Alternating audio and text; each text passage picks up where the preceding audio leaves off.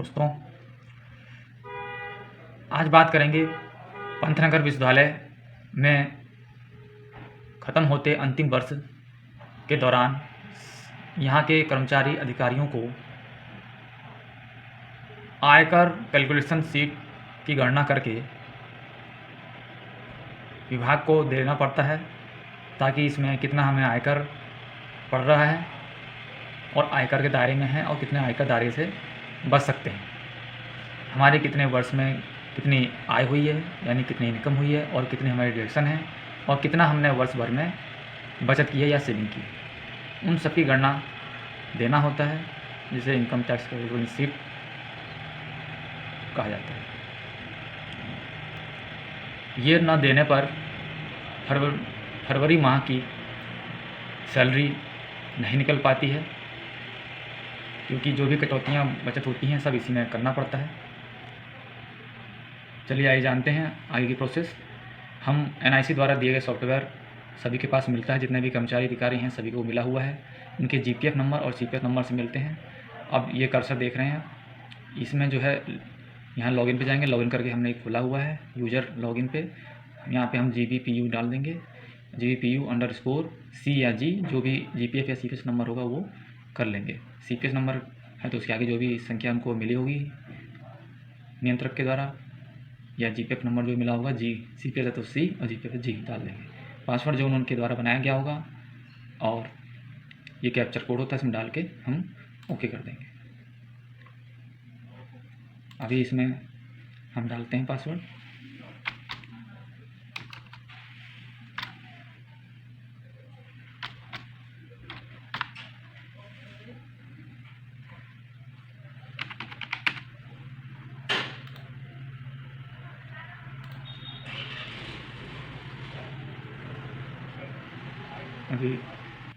अब ये लॉगिन करेंगे हम। ये खुल गया। इसमें हमें इनकम टैक्स भरने के लिए हमें सीधे यहाँ पे एम्प्लॉय कॉर्नर है, एम्प्लॉय कॉर्नर पे क्लिक किया। क्लिक करने के बाद एम्प्लॉय कॉर्नर पे गए। यहाँ पे एम्प्लॉय इन्फॉर्मेशन है। अगर आपको पे स्लिप निकालनी है तो यहाँ पे पे स्लिप निकल जाएगी। और अब डिडक्शन डिटेल्स 2021 है, और नीचे एम्प्लॉय की प्रोफाइल बंद ही रहती है, क्योंकि ये NIC द्वारा ही खुलती है।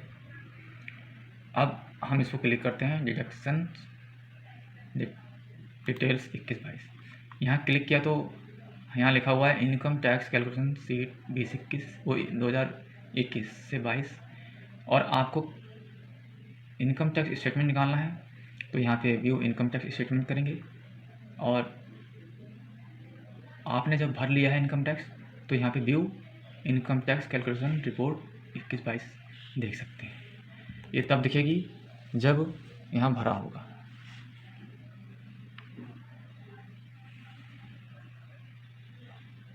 अब हम जैसे इसको व्यू करते हैं,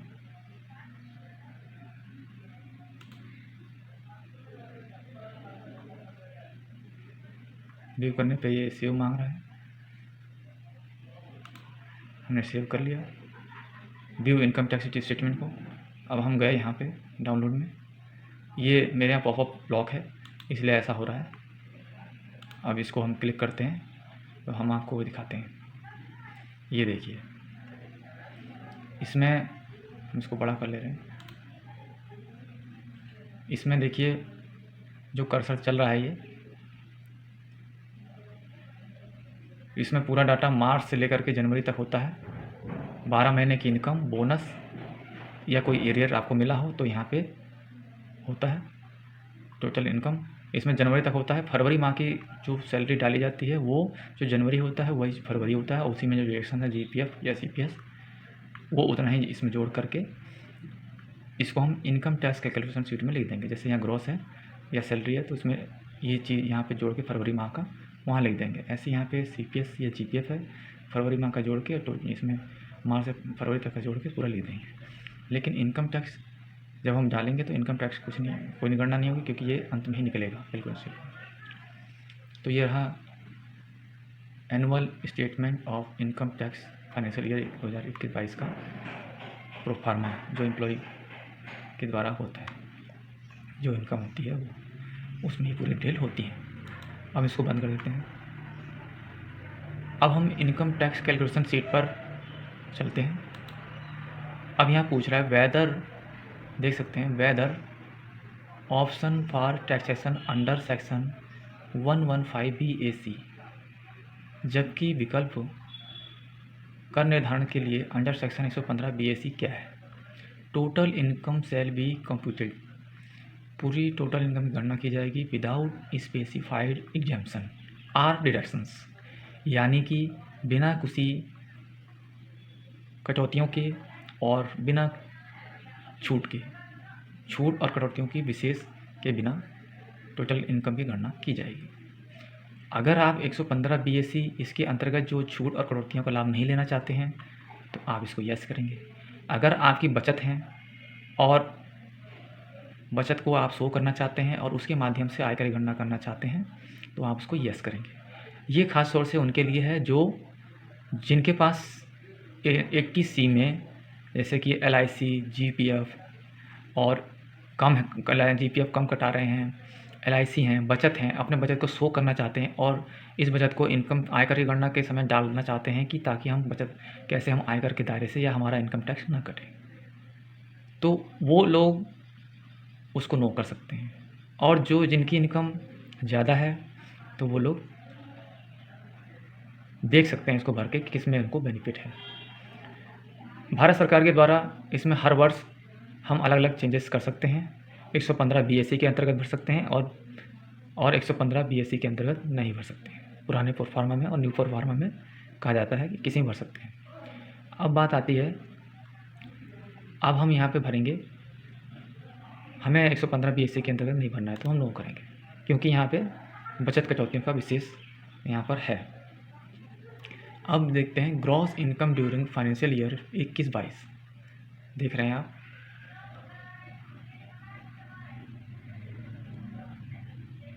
ग्रॉस, अब इसमें लिखा है ग्रॉस सैलरी इंक्लूडिंग बेसिक पे, DA, बोनस, अदर अलाउंसेस। अगर कोई है आपका जितने भी वर्ष भर में मार्च से फरवरी तक में जो आपका बेसिक, DA, बोनस और अदर अलाउंस जो मिला हो, और पेंशन फ्रॉम इंस्टीट्यूट ओनली, यानी कि जो यहाँ पे पंतनगर विद्यालय जिनको पेंशन दे रहा हो, जो जिला कोषागार से पेंशन नहीं मिल रही हो, इसका अर्थ ये हुआ कि जिला कोषागार से पेंशन नहीं मिल रही है वो नहीं डालनी है। जो पंतनगर विद्यालय पेंशन दे रहा है, जैसे कि यहाँ जो यहाँ 2 भागों में खंडित है, जैसे कि परियोजना को से संबंधित जिनके वेतन निकल रहे हैं, जो वहाँ से रिटायर हुए हैं, वो पंतनगर विद्यालय उनको पेंशन दे रहा है। जो लोग जनरल बजट में हैं उनको पेंशन राजकीय कोषागार से मिल रही है, चाहे उधम सिंह नगर हो, चाहे पूरे ऑल इंडिया में कहीं भी हो, वो चीज़ें यहाँ डालेंगे।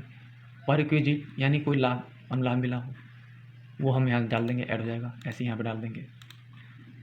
यूनिवर्सिटी कंट्रीब्यूशन, अब जिनका CPS पंतनगर विद्यालय या किसी संस्थान के द्वारा CPS में जो है वो 10% कटता है, वो अमाउंट यहाँ पड़ जाएगी। CPS कंट्रीब्यूशन 4% ये यहाँ पड़ जाएगी। अब गवर्नमेंट ने 4% कर दिया है, यानी कि 14% एम्प्लॉयर के द्वारा दिया जाता है, तो वो 14% को यहाँ पे पहले यहाँ इनकम में दिखाते हैं, लेकिन जो डिडक्शन जो आगे जो डिडक्शन होगा वो 10% होगा। अब हम आगे बढ़ते हैं।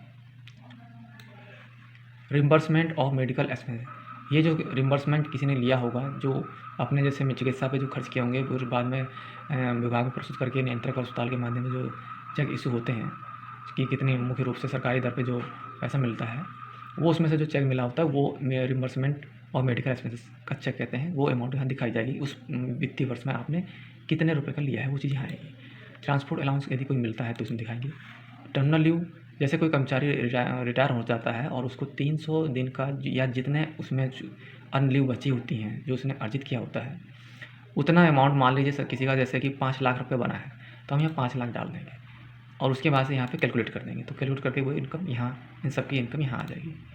अब उसके बाद छूट, exemption, less exemption, exempt allowances and other exemption, जैसे HRA अंडर सेक्शन 10 जो कोई छूट होगी 3A के तहत वो यहाँ डाल देंगे।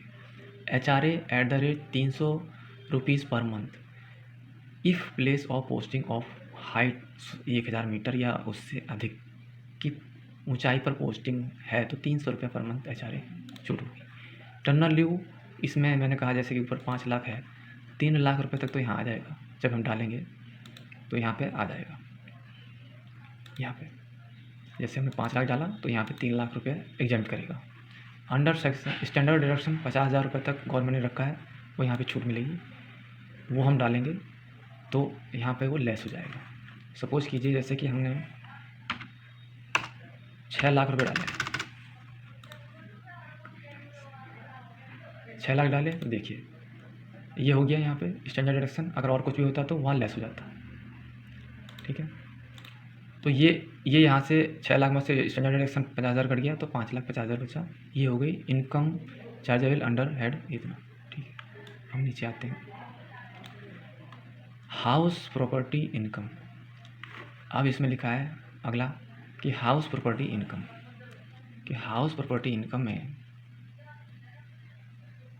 के माध्यम से जिसने लिखा है interest on loan taken for house property, के लिए किसी ने लोन लिया हो और उस पर ब्याज वर्ष 14 में 1.5 लाख तक था मैक्सिमम, जो अब 15-16 में 2 लाख तक कर दिया गया है। इसमें शर्त है कि the acquisition or construction of house should be completed within 5 years for the end of the financial year in which the capital was borrowed. It is necessary for the borrowers or employee to submit the completion certificate of the house property against which deduction is claimed, either of the builder or through self declaration. इसका मतलब यह है कि जो आपने house पर loan लिया है वो कम से कम 5 साल की अवधि लिखा है इसमें, 5 साल में कंप्लीट होना चाहिए। उस पर जो ब्याज होगा 2 लाख रुपए तक का होम लोन पे इसमें हो आएगा। अब जैसे सपोज कीजिए हमने यहाँ पे 50,000 रुपये डाला, ठीक, एनी अदर इनकम, जैसे 50,000 डाला, हम कैलकुलेट करते हैं, ये उसमें जुड़ गया, 5-50 से यहाँ 6 लाख हो गया। ठीक है, अब यही 50,000 जो आ रहा है यहाँ पर होगा कहीं जो है 50,000 रुपये इसमें जुड़ेगा, ये जुड़ के देखिए यहाँ पे नीचे दिखा रहा है, तो वो चीज़ इनकम इसमें डाली जाएगी। अब हम इसको कर देते हैं 0, कोई बात नहीं, सिर्फ आपको दिखाना था। अब इसमें कॉलम बी में चलते हैं, any other income. Any other income में कई कॉलम है, जैसे कि interest income on saving account only, लिखा है for not being a senior citizen, के लिए नहीं है। यहाँ 10,000 रुपये तक होता है, 10,000 रुपये से ऊपर है तो आप इसमें 10,000 तक एग्जाम रहेगा, 10,000 से ऊपर है तो नीचे एग्जाम जाएगा। इसमें अभी इसमें टोटल इनकम के लिए ये जुड़ता जाएगा, इसमें ऐड होता जाएगा, जो भी हमारी इनकम जैसे 5,50,000 है, जैसे 50 है तो ये होता जाएगा। हमने 0 कर दिया, कोई भी फिगर डालने से कैलकुलेट करते रहेंगे। अब इसके आगे यहाँ जैसे जो भी होगा आपका वो हम 10,000 रुपये डाल देंगे, या 5,000 जो भी है, 5,000 10,000। अब आगे कॉलम बी में interest income on other deposits, लिखा है for not being a senior citizen, ये सीनियर सिटीजन यानी कि जमा पर ब्याज कोई हो जिससे ब्याज प्राप्त किया हो वो हम डाल देंगे। Interest income on saving account and other deposit, जैसे किसी की एफडी होती है या जमा पर कोई ब्याज है जो सीनियर सिटीजन के लिए, वो यहाँ डाल देंगे। अब फैमिली पेंशन, फैमिली पेंशन जैसे मैंने बताया कि यहाँ पंतनगर विश्वविद्यालय में जो परियोजना के अंतर्गत सैलरी निकलती है वो फ्रॉम यूनिवर्सिटी ओनली उनको कहा जाता है फैमिली, ना कि जो ट्रेजरी से पेंशन ले रहे हैं वो लोग यहाँ पे नहीं आएंगे। जैसे कोई ऑनरेरियम मिला है, कोई मानदेय मिलता है या अन्य कोई इनकम होती है तो वो यहाँ पे डाल देंगे, तो वो सब चीज़ें ऐड हो जाएगी। जैसे मैं आपको दिखाता हूँ, जैसे 2,000 रुपये डाले, अब यहाँ पे 2,52,000 रुपये आ जाएगा, ये देखिए आ गया। ऐसे करके ये ऐड होता है। मेरा काम सिर्फ दिखाने का था, मैंने दिखा रहा हूँ आपको, मैं बता रहा हूँ। ठीक है, अब आते हैं सपोज कीजिए 5,50,000 रुपये। एक चीज़ और बतानी थी इसमें, चलिए आगे बताएंगे। ग्रॉस टोटल इनकम 3 और 4, कॉलम 6 पे आते हैं कि detail of saving as per under section 80C limit up to 1.5 lakh. इसमें जो भी निवेश होगा उसकी अटैच कॉपी का प्रूफ दिया जाएगा। यहाँ पे जैसे कि देंगे। अब 6 में देखिए कौन कौन से, column 1A subscription of GPF, आपका मार्च से लेकर के फरवरी तक जितना भी जीपीएफ कटा है वो हम यहाँ शो करेंगे। जो लोग सीपीएस में, जिनका सीपीएस कट रहा है, सीपीएस में कितनी कटौती हुई मार्च से फरवरी तक का, वो यहाँ दिखाएंगे। यहाँ पे केवल 10% दिखाएंगे। अब सवाल है यहाँ पे सबको नहीं पता है, यहाँ पे हम 10% दिखाएंगे। 14% सिर्फ एम्प्लॉयर देता है। LIC फ्रॉम सैलरी सेविंग, जो सैलरी से कट रहा है वो सैलरी जो आपका अभी मैंने स्टेटमेंट दिखाया वो चीज़ यहाँ पे स्टेटमेंट में देखेंगे और उसमें ये चीज़ डाल देंगे। ग्रुप LIC यानी सामूहिक बीमा होता है जो अभी वर्तमान में 356.25 कट रहे हैं, वो चीज़ हम यहाँ डाल देंगे। एक साल में जितनी भी, अब ये LIC सैलरी सेविंग जो सैलरी से कटौती है वो चीज़ हम यहाँ डाल देंगे। कर्सर दिख रहा है। ग्रुप LIC में वो चीज़ यहाँ पे है, इसके सामने जो भी आएगा वो हम डाल देंगे। और इसमें जो लिखा है कि डिपॉजिट इन PPF फंड, वो चीज़ हम यहाँ डाल देंगे। यानी कि PPF में मिनिमम 500 से 1.5 लाख रुपए तक का हम इसमें एक वर्ष में, वित्तीय वर्ष में निवेश कर सकते हैं। तो आप जो भी लोग PPF में करते होंगे वो डाल सकते हैं। LIC डायरेक्ट का मतलब जो आप सैलरी से नहीं करती उसको LIC डायरेक्ट कहा जाता है। यानी कि जो आप LIC डायरेक्ट स्वयं जाके जमा करते हैं वो। सुकन्या समृद्धि में जिनके एक लड़कियां हैं जो सुकन्या के नाम पे जमा करते हैं, सरकार ने अब 2 लड़कियों तक का, जिनकी 2 लड़कियां होंगी और जिनकी उम्र 18 साल से कम रहेगी, वो सुकन्या समृद्धि योजना के तहत जमा कर सकते हैं। मिनिमम 500 है, एक वित्तीय वर्ष में 1.5 लाख तक जमा कर सकते हैं। Repayment of house loan principal amount, यानी कि जो कटौतियाँ प्रिंसिपल अमाउंट है बिना ब्याज की, वो हम डाल सकते हैं। ट्यूशन फीस, जैसे सपोज कीजिए ट्यूशन फीस हमारे कैंपस स्कूल की या पंतनगर विद्यालय की या भरसान यूनिवर्सिटी की या सूरजमल अग्रवाल कहीं की भी फीस होगी, उसमें मान लीजिए 20,000 रुपये है। अब स्कूल की ट्यूशन फीस 12,000 रुपये और 12,000 के पास play, food, buses, lab charge, library charge, इन सब कुछ नहीं गिना जाएगा। ओनली ट्यूशन फ़ी कितनी है उतनी वही चीज़ पड़ेगी। ओनली 2 चिल्ड्रन तक, 2 बच्चे तक। किसी ने नेशनल सेविंग सर्टिफिकेट है तो वो डाकघर से मिलता है, वो उसमें निवेश कर रखा होगा तो उसमें डाल देंगे। इन्वेस्टमेंट इन इंफ्रास्ट्रक्चर जैसे कि शेयर्स हैं, डिवेंचर हैं, म्यूचुअल फंड हैं, जो ELSS equity link saving scheme होती है वो 80C में छूट प्रदान करती है, तो उसमें आप इसमें डाल सकते हैं। और डाल करके लिखा है इसमें 80C लिमिट की सेविंग कर सकते हैं। ये रहा बचत का कॉलम। अब जब हम इसमें मान लीजिए कि इसमें हमने 1 लाख रुपए डाले, 12,000 रुपये डाले, ठीक है, इसको हमने किया तो देखिए 12,000 आ गए, ये जुड़ गया। अब हम इसको 0 कर देते हैं, कोई भी चीज़ होगी कैलकुलेट होगी।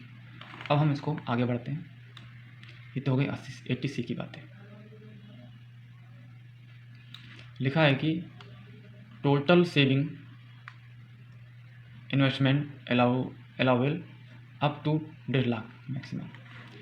लिखा है less other deductions attach copy of proof, यानी कि जितने भी आपने ये निवेश की योजनाएं अपना रखी हैं या बचत की, वो सबके साथ प्रूफ होना चाहिए, पेपर होना चाहिए।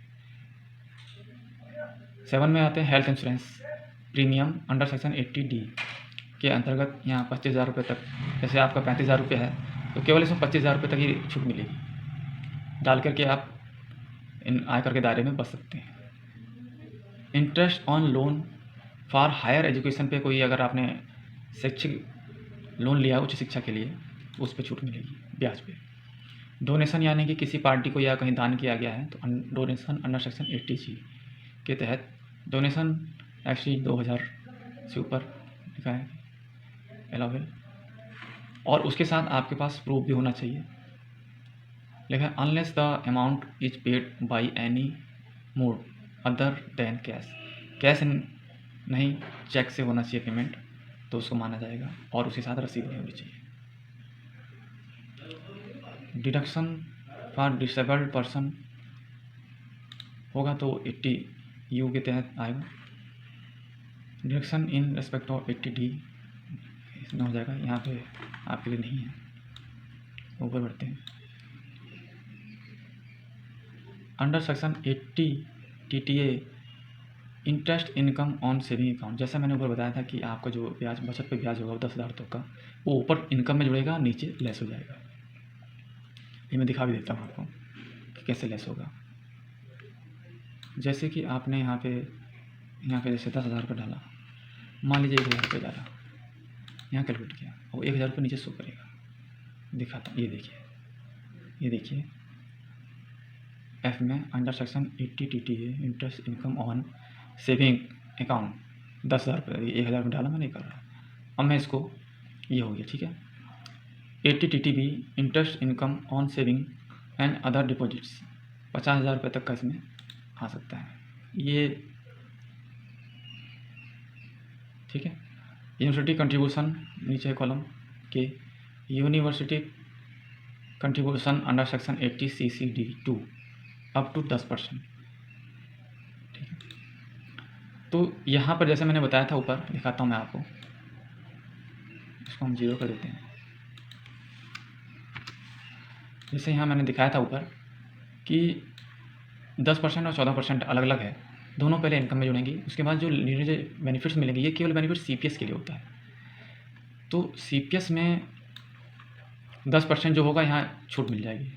सपोज कीजिए जैसे कि मैंने CPS में यहाँ पे 1,000 रुपये डाला, कैलकुलेट किया, जैसा कि इसमें हमने डाला CPS में, तो ये जो इसमें 10% ही लिया जाएगा, वो अमाउंट शो करिए जैसा भी दिखाया था आपको। अब आते हैं NPS में। NPS में 50,000 रुपये अगर हम डालेंगे तो 50,000 रुपये यहाँ पे हम बचत का लाभ ले सकते हैं टैक्स के दायरे से। यहाँ पे शो करेगा आपका इन सब का टोटल यहाँ पे आएगा। अब लिखा है कि टोटल टैक्सेबल इनकम, यहाँ पे हम कैलकुलेट करेंगे, वो चीज़ यहाँ आ जाएगी। जैसे कि सपोज कि मैं दिखाता हूँ आपको, जैसे 22 ये है ना, ऐसे ये चीज़ देखिए यहाँ आ गया, ये चीज़ यहाँ माइनस हो जाएगी।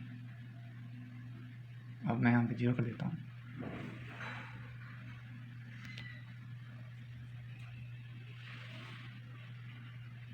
तो ये चीज़ हो गई, माइनस आ जाएगी। और अब मैं इसको यहाँ 0 करता हूँ। जैसे सपोज कीजिए ऊपर मैंने किया था 0 है, कोई बात नहीं। अब हम यहाँ पे 0 इसलिए करते हैं, 0 कर देते हैं, ठीक है, आपको दिखाना था केवल। अब यहाँ पे टोटल इनकम लिखा है 567, यहाँ पे टोटल इनकम आ जाएगी।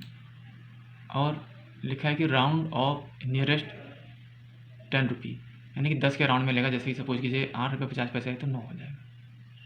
या जैसे 8 रुपये तो सीधे 10 रुपये की गिनी जाएगी, 8 रुपये 50 पैसे सीधे 10 के राउंड में।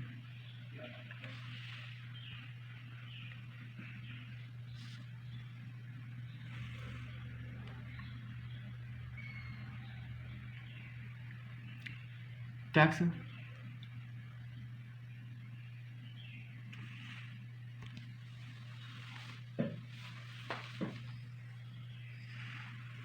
अब ये जैसे यहाँ लिखा हुआ है,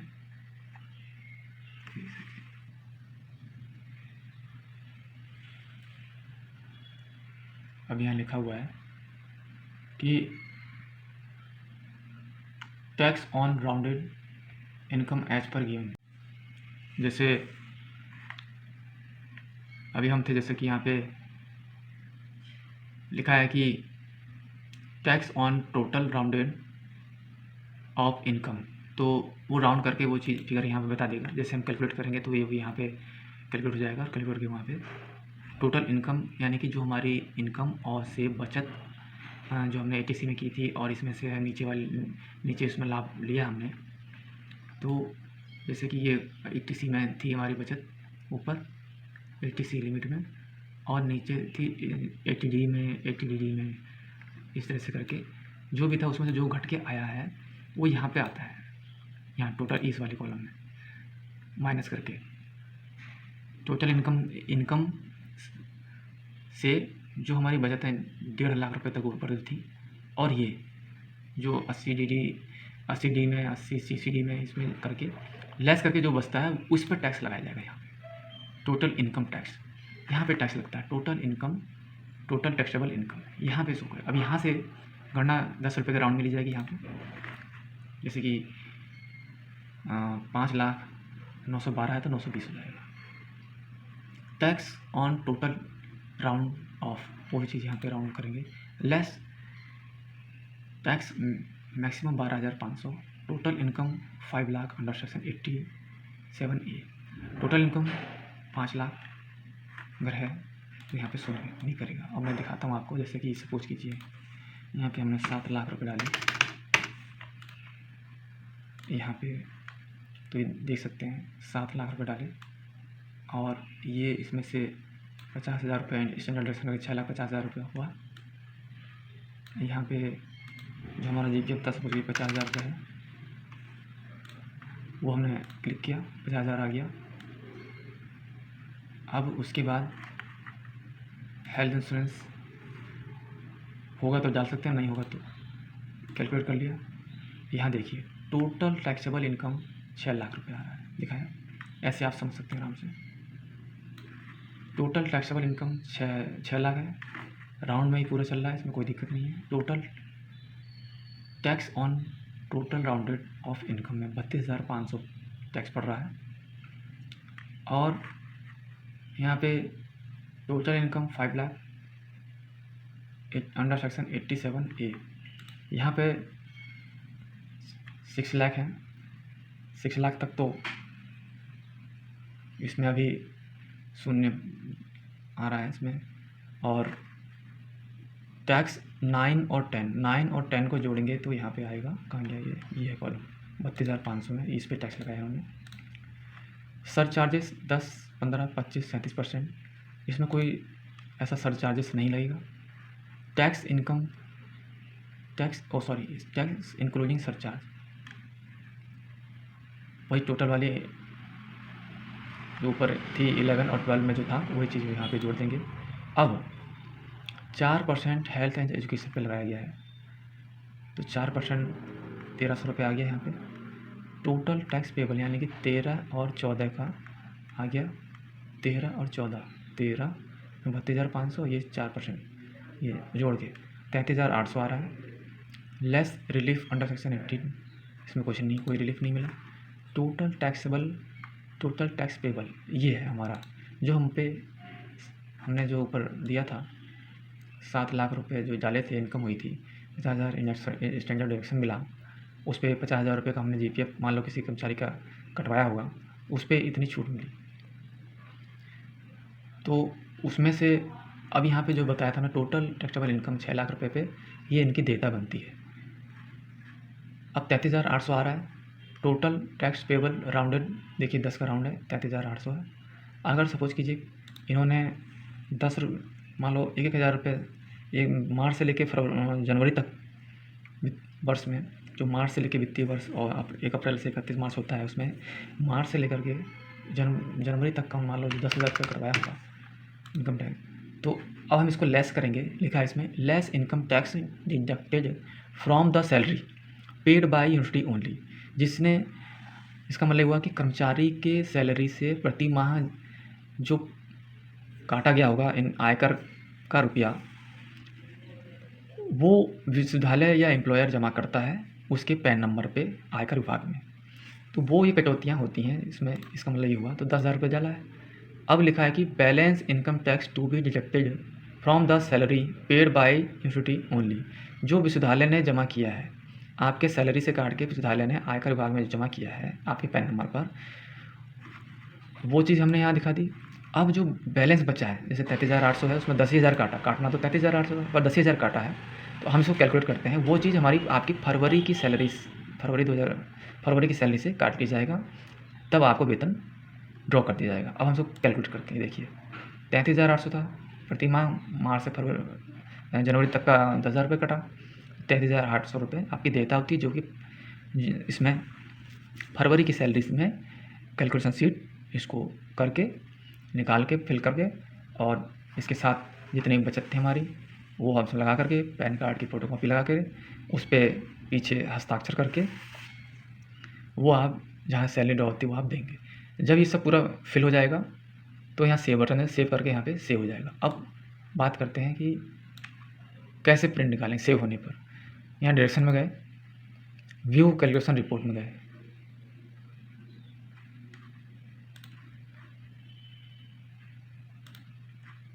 अब यहाँ पे है, खोला हमने, ये देखिए ऐसे करके ये सीट आ जाएगी, ऐसे करके यहाँ प्रिंट ले देंगे, प्रिंट करके ये सीट निकल जाएगी।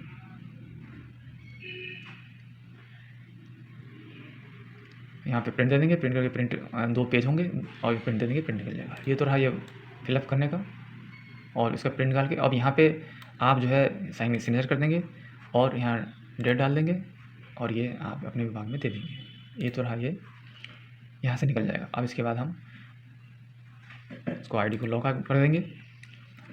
तो आज इतना ही। एक वीडियो मैंने आपकी जानकारी के लिए फरवरी माह में आयकर की गणना कैसे करें इस संबंध में ये वीडियो मैंने आई थी। अगर वीडियो आपको अच्छी लगे तो सब्सक्राइब कीजिए, लाइक कीजिए। धन्यवाद।